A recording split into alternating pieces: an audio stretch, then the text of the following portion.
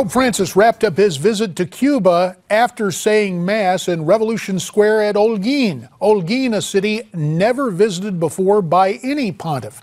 It also happens to be the birthplace of Fidel and Raul Castro, with whom he met while he was in Cuba. According to reports, it was friendly and informal, but will that meeting change anything in the communist nation? For more, let's welcome in Newsmax managing editor Alina Hernandez. She helped open one of the first news bureaus from the United States in Havana after Castro came to power there. As always, Alina, we thank you for your time on Newsmax Prime. How are you? I'm doing okay. Let's get right to it. With the Castro brothers still in charge, will this visit loosen the restrictions on religious freedom in Cuba? You know, I doubt that you're going to see any more significant changes in terms of church and religion in Cuba. You know, the Castro brothers have been loosening restrictions since the late 90s, since Pope John Paul II visited the island.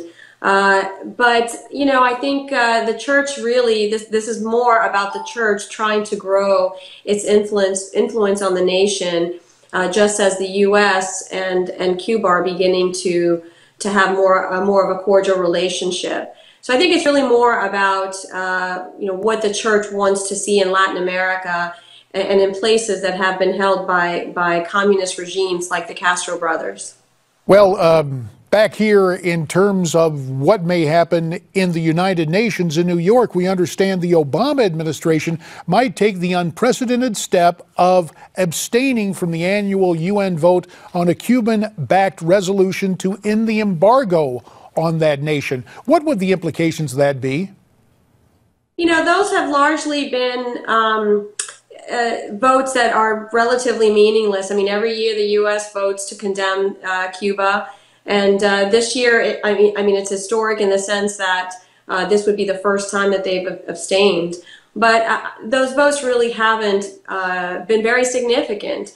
Most of Latin America is very supportive of Havana. They see the U.S. as a nation that's trying to keep a smaller nation down. So I don't think that the vote necessarily is going to be hugely significant in terms of what happens between the two countries. But it's obviously not as harsh as the U.S. has done before. So I can see that would probably, you know, help the relationship somewhat. Alina Hernandez, managing editor of Newsmax.com. Alina, as always, we very much appreciate your time. So you heard what Alina had to say. Now it's time to take a look at what's on your mind via social media comments you sent us. The first one comes from Lisa, who writes in about our follow-up interview concerning altered intelligence reports. And she writes, I think the altered reports were made to fit the White House narrative. I believe the military is being made to write their reports to fit what the White House is saying. They want the people to believe they're doing a good job when really they aren't. Next up, a comment from G-Man concerning the vaccine debate. He writes, Dr. Carson answered the question as to whether vaccines caused autism, saying there's no medical evidence. He did agree with Mr. Trump on a longer period of time between administering vaccines. If Dr. Carson is not our candidate, he should strongly be recommended for Attorney General. He is a brilliant man indeed. And finally, let's see what's on Margaret's mind. Margaret writes in, I am a Democrat and have always voted as one, but I'm sick of the usual politicians. I would like to see Donald Trump straighten out our country. I think he is the only one that could do it.